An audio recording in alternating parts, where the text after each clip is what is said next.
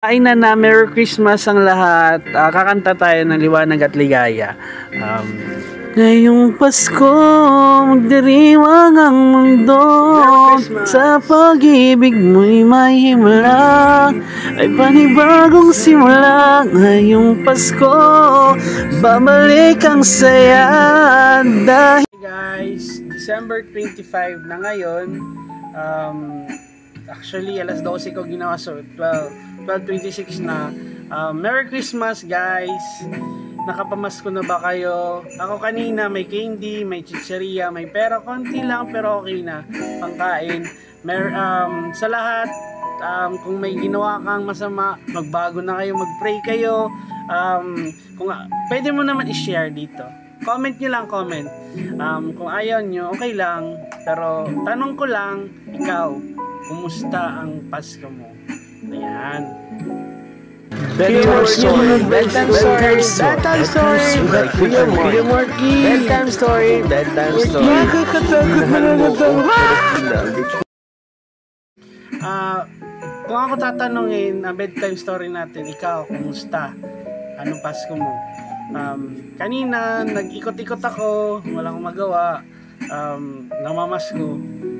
Dinaanan ko yung namin, dating tinatambayan, tapos nadaanan ko ang simbahan, nagdasal ako. Nakakamiss din sa housing. Anak ko din ang bahay namin, ito po. So shoutout sa bagong may-ari. Nagpasalamat lang ako para pray lang for motivation. And may nadaanan akong bag.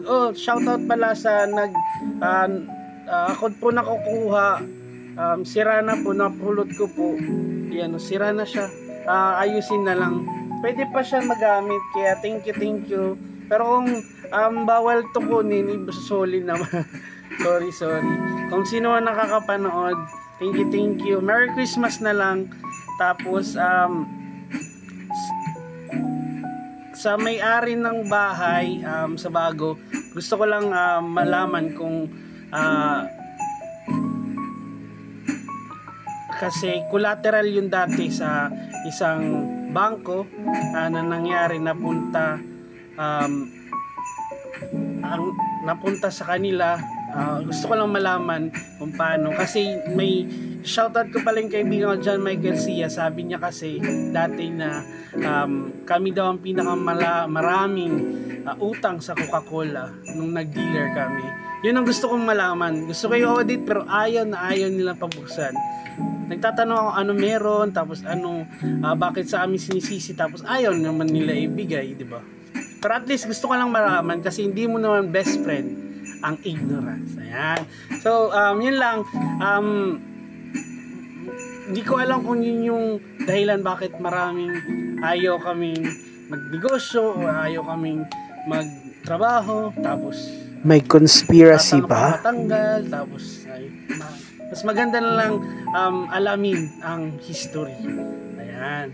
So, salamat po sa nakikinig, sa mga kung sino man nandyan, makipag-ooperate na lang, kasi para wala nang sisihan, di ba?